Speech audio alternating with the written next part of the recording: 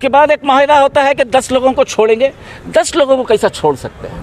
जब 144 इम्पोज करते हैं तो 4 से ज़्यादा लोग वहाँ पर नहीं है, फिरना नहीं है। आपके पास सिंगल प्रूफ नहीं है वो बच्चे जो है फतराव करे हैं बोलकर। फतराव करे होंगे 10 से 15 लोग फतराव करे होंगे, मगर 165 लोगों को कैसा अरेस्ट करते? अगर 165 लोग आपके ऊपर अटैक करते तो कोई भी आप जिंदा नहीं रह सकते थे। इनके ऊपर एफआईआर कर ये जो विक्टिमाइजेशन करने की कोशिश की है अंडर द फैसिस्ट फोर्सेस और fascist regime of Karnataka state government and central union minister, ये जो कोशिश कर रहे हैं आप लोग एक पर्टिकुलर कम्युनिटी को टारगेट करने की, घरों पर जाकर ऐसा हमला करते, किसी एक टेररिस्ट लोगों के ऊपर जिस तरह से हमला करके अरेस्ट करते हैं उस तरह से करते हैं। कुछ मुख्तलिफ ऑर्गेनाइजेशन की जानिब से एक प्रेस मीट प्रेस क्लब में रखी गई थी। रिसेंटली डिस्ट्रिक्ट एडमिनिस्ट्रेशन और पुलिस के जानिब से एक प्रेस मीट थी जिसमें बहुत सारे बातें हम लोगों के सामने आए हैं और हमको ये महसूस हुआ कि इसका हम जवाब देना ज़रूरी है, क्योंकि उसके अंदर बहुत सारी चीज़ों को छुपाया गया है और उनकी बहुत सारी गलती है। अपनी गलतियों को भी वो लोग छुपाए हैं। उसी गलतियों को यहाँ पर हम बताने के लिए यहाँ पर एक प्रेस मीट रखे थे। सबसे पहले गलती ये है कि आपने 27 से लेकर 3 मार्च तक एक 144 को जो है इम्पोज किया गया था। 144 का मतलब क्या है? 144 इम्पोज ऐसी जगह पर किया जाता है जहाँ पर अगर लॉ एंड ऑर्डर का प्रॉब्लम होता है तो वहाँ पर लॉ एंड ऑर्डर को मेंटेन करने के लिए सेक्शन 144 ए के तहत सीआरपीसी के तहत इम्पोज करते हैं, तो वहाँ पर पाबंदी आयद करते हैं। तो 144 होने के बाद डिस्ट्रिक्ट एडमिनिस्ट्रेशन की जिम्मेदारी होती है कि पूरी तरह से पाबंदी हो, वरना 144 इम्पोज करने की ज़रूरत नहीं है। तो यहाँ पर 144 इम्पोज करने के बाद 1 तारीख को हमारे जो इलेक्टेड रिप्रेजेंटेटिव हैं, जो लॉ मेकर्स हैं, MLA, parliamentary, all are law makers, वो लोग जो है कानून बनाने वाले लोग वहाँ पर सेक्शन 144 को तोड़कर एक ग्रुप की शक्ल में वहाँ पर हज़रत लाले मशाक अंसारी की दरगाह पर आते हैं। वहाँ पर स्लोगन्स लगाए जाते हैं, वो स्लोगन्स हेटेड स्लोगन्स लगाए जाते हैं। वहाँ पर हाथों में लकड़ी होती है, स्टिक होती है, कुछ नौजवानों के हाथ में तलवार होते हैं, एक जुलूस की शक्ल में जाते हैं और पुलिस जो है वहाँ पर तमाशीन बनकर देखती रहती है। उसके बाद एक माहिदा होता है कि 10 लोगों को छोड़ेंगे। 10 लोगों को कैसा छोड़ सकते हैं? जब 144 इम्पोज करते हैं तो 4 से ज़्यादा लोग वहाँ पर नहीं है, फिरना नहीं है। तो यहाँ पर 10 लोग हैं कर रहे हैं तो फिर खुद अपनी गलती वहाँ पर एक्सेप्ट कर रहे हैं। मीडिया वाले उस वक्त उनको एसपी साहब को पूछ रहे थे 144 की बात कैसा ये करें? किसी भी सूरत में किसी भी सिचुएशन पे 4 से ज़्यादा लोगों के साथ in the presence of deputy commissioner, district magistrate और सुप्रिटेंडेंट ऑफ पुलिस की मौजूदगी में 144 इम्पोज करते हैं और 10 लोगों को वहाँ पर इजाज़त देते हैं। और वो सिर्फ इजाज़त देने की वजह से इतना जो यहाँ पर माहौल ख़राब हुआ, ये उनकी गलत डिसीजन की वजह से यहाँ पर मासूम नौजवान जो बेगुनाह हैं, जो खवातीन हैं, मासूम छोटे बच्चे हैं, नाबालिग बच्चे हैं, वो लोगों को वहाँ पर जेल के अंदर डाला गया है और कहते हैं कि वो लोग क्रिमिनल हैं। वो लोग तमाम लोग क्रिमिनल हैं। क्रिमिनल है, क्या क्राइम किए, क्या जुर्म किया बताइए? वहाँ पर आप 10 लोग भेजते हैं दरगाह के अंदर जो वक्फ प्रॉपर्टी है वहाँ पर उनको पूजा करने की इजाज़त देते हैं। तो यहाँ पर एक अगर इबादत गाह है, दूसरा लोग अगर अंदर घुसकर अगर इबादत करता है तो रिलीजियस के सेंटिमेंट्स का हर्ट होता है, जिसके लिए इंडियन गवर्नमेंट ने place of worship special act 1991 act बनाया है। सेक्शन 3 के तहत ऐसे जितने भी इबादत गाहें हैं उसकी तहफ़्फ़ुज़ के लिए यह कानून बनाया गया है। लेकिन ये कानून बनाने का मतलब क्या है जहाँ पर इम्प्लीमेंटेशन नहीं हो रहा है? वहाँ पर लोग अंदर जा रहे हैं, खुलेआम जा रहे हैं, जिसकी वजह से बाहर लोग जमा हो गए। आपकी जिम्मेदारी है माप को कंट्रोल करने की। पुलिस की जिम्मेदारी होती है कि लॉ एंड ऑर्डर को कंट्रोल। 1000 होंगे, 2000 होंगे, 10,000 लोग जमा होंगे, it is a duty of police department to control the situation.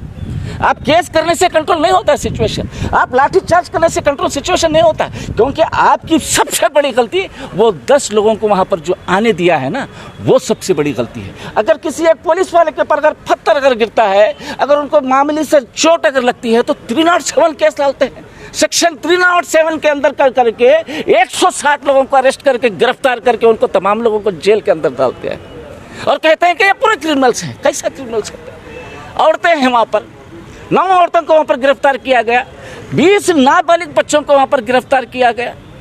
1 घंटे के अंदर आपको पता चला है कि ये लोग कत्ल मर्डर करने की कोशिश कर रहे हैं। 307 का मतलब क्या है? अगर किसी आदमी को हम मारते हैं, जख्म अगर ऐसा जख्म होता है जिसकी वजह से मौत हो सकती है, उसी सूरत में ही 307 डालना होता है। आज वहाँ अलंद के लोग सिर्फ मुसलमान परेशान नहीं हैं, अलंद में पूरे मजहब के लोग वहाँ पर तकरीबन 1 हफ्ते से उनका कोई कारोबार नहीं है। वहाँ पर वहाँ पर काम नहीं मिल रहा है उनको, लोग घर में चूल्हा नहीं जल रहा है और ये लोगों को कोई फिक्र नहीं है। वो 10 लोगों की वजह से पूरे एंटायर अलंद इर्रेस्पेक्टिव ऑफ कास्ट पूरे लोग का वहाँ पर परेशान है। वहाँ पर उनके ताल्लुक से कोई सोचने वाला नहीं है। मैं कहता हूँ कि वहाँ पर तमाम लोगों को वहाँ पर तहफ़्फ़ुज़ होना चाहिए, और किसी भी मजहब से रहना हो तो। वो एक इबादत है, वक्फ प्रॉपर्टी है, वक्फ प्रॉपर्टी गेजेट नोटिफाइड वक्फ प्रॉपर्टी है।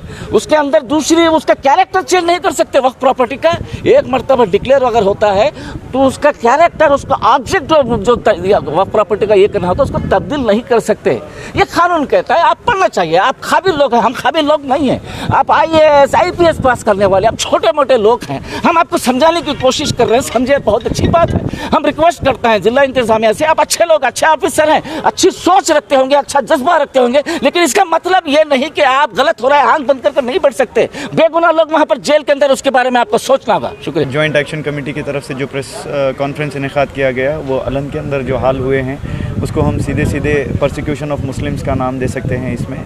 और मैं मोहतरमा जज ईशा पंत मैडम को इस प्रेस कॉन्फ्रेंस के थ्रू ये कहना चाहता हूँ, मैं उनको जज के नाम से मुखातिब कर रहा हूँ, क्योंकि उन्होंने ऑलरेडी वहाँ के विक्टिम्स को क्रिमिनल डिक्लेयर कर दिया है। Nobody can be called as criminal until they have proven guilty. तो अभी इनके ऊपर FIR कर ये जो विक्टिमाइजेशन करने की कोशिश की है अंडर द फैसिस्ट फोर्सेस और fascist regime of Karnataka state government and central union minister, ये जो कोशिश कर रहे हैं आप लोग एक पर्टिकुलर कम्युनिटी को टारगेट करने की, उसको छोड़ दें। अंडर द प्रेशर जो आप काम कर रहे हैं उसको छोड़ दें, क्योंकि आप पढ़े लिखे UPSC पास किए हुए लोग हैं। You have got well versed experience in this. आप वर्दी की इज़्ज़त कीजिए और क़ानून की इज़्ज़त कीजिए, क़ानून के धज्जियाँ ना उड़ाइए, नहीं तो लोगों का कानून पर से पूरा भरोसा उठ जाएगा। तो आज की ये प्रेस कॉन्फ्रेंस में हम मैसेज देने की ये कोशिश कर रहे हैं डिस्ट्रिक्ट एडमिनिस्ट्रेशन को, जो भी उनके प्रोसीजरल लैप्स हुए हैं और जो भी फैसिस्ट ताकतें इनके पीछे हैं और जहाँ जहाँ से ये इंस्टिगेशन हुआ है, हु आर द परपिट्रेटर्स, असल परपिट्रेटर्स हों और इंस्टिगेशन जिसने किया है उन लोगों के ऊपर कार्रवाई हो, और बेकसूर लोगों को जो राइट्स वायलेशन, उनकी ह्यूमन राइट्स को वायलेट करते हुए उनके ऊपर जो कार्रवाई की गई है उसको इमीडिएट विड्रॉ करें और प्रोसीजरल लैप्स जहाँ पर हुए हैं उसको करेक्टिव मेजर्स करें। नहीं तो ये जॉइंट एक्शन कमेटी की तरफ से हम लोग डेफिनेटली प्रोसीजरल लैप्स के खिलाफ जो है आगे लीगल फाइट करने के लिए तैयार हैं। डीसी साहब ने खुद कहा है कैटेगोरिकली कि सिर्फ 3 या 4 पत्थर गिरे हैं। फिर एक मीडिया वाले ने पूछा डीसी साहब को, एक आपका कार के ऊपर भी एक पत्थर गिरा ना, तो डीसी साहब ने कहा एक छोटा पत्थर मेरे कार के ऊपर गिरा है, आप इसको बड़ा मत बनाइए, सब पीसफुल हुआ है। दरगाह कम्युनिटी होंगे, दोनों यहाँ के जो दोनों भी पक्ष हैं वो पूरे जने अपने कोऑपरेट किया है, सभी मामला सही हुआ है बोलकर गए हैं। और वहाँ पर वहाँ के लोग ने SP और डीसी साहब का जिंदाबाद कहा, क्योंकि कुछ भी ऐसा नहीं हुआ था, पूरा पीसफुल माहौल के तरीके से जो कुछ हुआ था। लेकिन ऐसा क्या हुआ, SP मैडम को कहाँ से प्रेशर आया, कौन से स्टेट गवर्नमेंट, कौन से स्टेट मिनिस्टर का या कौन से यूनियन मिनिस्टर का प्रेशर आया कि डीसी साहब एक जगह कहते हैं कि सब पीसफुल हुआ, सिर्फ 2-3 पत्थर पड़े थे बोलकर। ये 2-3 पत्थर जिसने फेंका था उसके लिए क्या आप 170 लोगों को अरेस्ट करेंगे? कौन ये 2-3 पत्थर फेंके थे? आप बोल रहे हैं वीडियो से आपके पास, वो सिर्फ 2-3 पत्थर जो फेंके थे। 3 पत्थर कौन फेंक सकता है? 3 लोग या 4 लोग फेंक सकते हैं। आप उनको अरेस्ट करना छोड़कर 170 लोगों को अरेस्ट करते हैं। और अरेस्ट किस अंदाज में करते हैं? सुबह रात के अंधेरे में, सुबह फजर से पहले आप घरों पर जाकर ऐसा हमला करते हैं, किसी एक टेररिस्ट लोगों के ऊपर जिस तरह से हमला करके अरेस्ट करते हैं उस तरह से करते हैं। 3 तारीख को ईशा मैडम का, SP मैडम का प्रेस कॉन्फ्रेंस आया, उनकी स्टोरी पूरी अलग है। डीसी साहब जो 1 तारीख को जो स्टेटमेंट देते हैं उसका अलग है। इसका मतलब क्या, किसके प्रेशर में डिस्ट्रिक्ट एडमिनिस्ट्रेशन ये अलंद के मासूम लोगों के ऊपर कार्रवाई कर रही है, ये हमें मालूम होना चाहिए। डीसी साहब ने तो पूरी खुली तौर पे कहा कि पूरा पीसफुल है, मैं सबका शुक्रिया अदा करता हूँ, सब ठीक होगा। लेकिन किसके प्रेशर में ये 170 लोगों को अरेस्ट करे बोलो? औरतें जो बाथरूम में थे उनको बाथरूम से खींच के निकाला गया, नाइटी में अरेस्ट किया गया। लोगों के पास चप्पलें नहीं थे, बनीनों में अरेस्ट किया गया, चड्डियों के ऊपर खींच के उनको अरेस्ट किया गया। घरों से लेकर पुलिस स्टेशन तक मारते हुए उनको लेके गए। ये कहाँ का इंसाफ है? एक तरफ एडमिनिस्ट्रेशन खुद कह रहा है कि सब पीसफुल हो, सब जने एक दूसरे को थैंक यू बोले गए। रात में ऐसा किसका प्रेशर आया जिसकी वजह से ये सब कार्रवाई, ये सबसे बड़ा सवाल है। और दूसरी बात, खुद डीसी और खुद एसपी मैडम ने कहा कि 3-4 दिन पहले ही एक फार्मूला तय हुआ था कि 10 लोगों को जाने का, एक पूजा करने का तय हुआ था। जब 10 लोगों को जब तय हुआ तो फिर 500 लोगों को मजमुआ लेकर, प्रोगेटिव स्पीचेस लेकर भगवंत खुबा साहब के नेतृत्व में 500 लोग कैसे एंटर होते हैं याद आलंद में? ये सबसे बड़ा सवाल है। जब 10 लोगों को, खुद आप एडमिनिस्ट्रेशन वाले बोल रहे हैं कि 10 लोगों को परमिशन थी, तो फिर 500 लोग प्रोगेटिव स्पीचेस के साथ आलंद के दरगाह के सामने कैसा है? बचाने के लिए जमा हुए थे वो आरोपी हुए, और जो दंगाई बाहर से आए थे वो लोग हीरो हो गए। ये जो दोहरी नीति जो ये लोग अपना रहे हैं, इसके खिलाफ हम जॉइंट एक्शन कमेटी की तरफ से इन सब के ऊपर लीगल एक्शन लेंगे।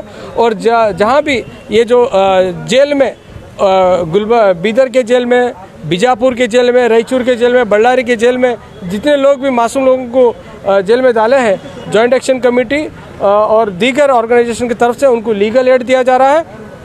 और ये जो डिस्ट्रिक्ट एडमिनिस्ट्रेशन की जो लापरवाही हुई है और ये जो हिडन एजेंडा के तहत जो काम बीजेपी गवर्नमेंट की है, इसको हम आगे दिनों में एक्सपोज करेंगे। चाहता हूँ डीसी और एसपी की वजह से ये पूरी चीज़ें हुई हैं। ये दोनों ही जो है वायलेंस के ज़िम्मेदार हैं, क्योंकि 8-10 दिन पहले से इनको मालूम था संघ परिवार के लीडर्स मुतालिक आंदोलन स्वामी MLA यहाँ के पूरे लोग जो है प्रोवोक कर रहे हैं, लोगों को हलन चलो बोल रहे हैं, तो उस पर इन्होंने फ़ौरन कार्रवाई करना चाहिए था। एसपी मैडम को शर्म आनी चाहिए। जो लड़के दरगाह की हिफाजत के वास्ते ठहरे थे उनको जो है फसादी बोले हैं, राइटर्स बोले हैं। एसपी मैडम को मैं बोलना चाहूँ, कोसी के किताब आप पढ़कर जो एसपी बनी हैं, वो जो लड़के थे वो दरगाह की हिफाजत के लिए ठहरे थे। आपके पास सिंगल प्रूफ नहीं है वो बच्चे जो है फतराव करे बोलकर। फतराव करे होंगे, 10 से 15 लोग फतराव करे होंगे, मगर 165 लोगों को कैसा अरेस्ट करते? अगर 165 लोग आपके ऊपर अटैक करते तो कोई भी आप ज़िंदा नहीं रह सकते थे। वहाँ पर वो हरकत नहीं हुई है। पूरा जिम्मेदार जो एसपी और डीसी हैं, दरगाह कमेटी जो सालों से चलते आ रहा, चलने देना था। क्यों उसको इशू क्रिएट किए हैं? एसपी मैडम जो गैर जिम्मेदाराना बयान दिए हैं, सबको राइटर्स बोले हैं, लकड़ी जमा किए हैं, पत्थर जमा किए हैं। बोले तुम्हारे पास इख्तियार था, तुम जाके पत्थर लेके जाते हैं, लकड़ी लेके जाते हैं। RSS वाले लकड़ी लेके जो है पूरा मार्च कर सकती हैं 3-3, 4-4 किलोमीटर। तो कोई मुसलमान अपनी दरगाह की हिफाजत के लिए लकड़ी हाथ में क्यों नहीं पकड़ सकता?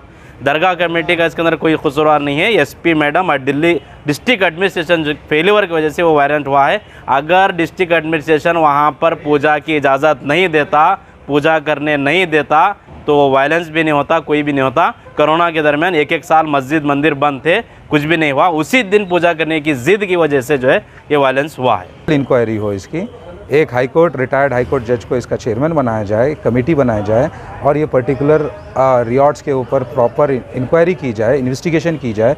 और ये एक रिपोर्ट के ऊपर जो लोग हैं, चाहे वो पत्थरबाजी करने वाले लोग हो, चाहे वो नारे लगाने वाले लोग हो, चाहे वो परमिशन देने वाले लोग हो, चाहे वो परमिशन पूछने वाले लोग हो, सारे लोगों के ऊपर जो इसमें लोग इन्वॉल्व हैं उनके ऊपर सख्त से सख्त कार्रवाई हो और उनके ऊपर सख्त से सख्त उनको सज़ा मिले। बस यही हमारी डिमांड है। क्या आप मानते हैं कि डिप्टी कमिश्नर और superintendent of police duty of negligence में आते हैं? क्या उन्होंने अपने ड्यूटीज़ को तसाहुली से काम लिया है? आपका मानना ऐसा है क्या? अगर से आप ऐसा मानना है तो क्या उनके ऊपर भी कार्रवाई होनी चाहिए, डीसी और एसपी को? सर, मेरे और आपके मानने से या किसी के मानने से ये होने वाला नहीं है। एक इस देश में क़ानून चलता है जिसके तहत हम सारे चलते हैं। उसी क़ानून की वजह से आज मैं आपके सामने ठहर के बात कर रहा हूँ। मज़हर साहब भी आपको सारे लीगल पॉइंट ऑफ व्यू से आपके सामने बात रखे। तो आपके और मेरे मानने से कुछ नहीं है सर। ये एक डेमोक्रेटिक कंट्री है। जब यहाँ पे पार्लियामेंट गलती करती है तो जुडिशरी पूछती है, और जब एडमिनिस्ट्रेशन गलती करता है तो जुडिशरी पूछती है, जब जुडिशरी गलती करता है तो पार्लियामेंट पूछती है। ये देश का सिस्टम है। इस सिस्टम का उल्लंघन किया गया है सर। हमें डर इस बात का हो रहा है कि इस कंट्री के डेमोक्रेटिक फॉर्म को ख़तरा है अगर ऐसी हरकतें होंगी। और हमें क़ानून के ऊपर बहुत भरोसा इसलिए है क्योंकि हम क़ानून पढ़ाई करे हैं, क़ानून के ऊपर भरोसा है। आज शायद ये मासूम बच्चों के ऊपर केसेस हुए, हो सका तो हम ये भी डिमांड करेंगे कि ये केसेस विड्रॉ किए जाएं।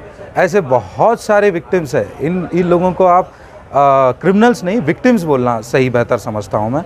ये लोग विक्टिम्स हो गए हैं एक पॉलिटिकली वेदांता क्राइम के।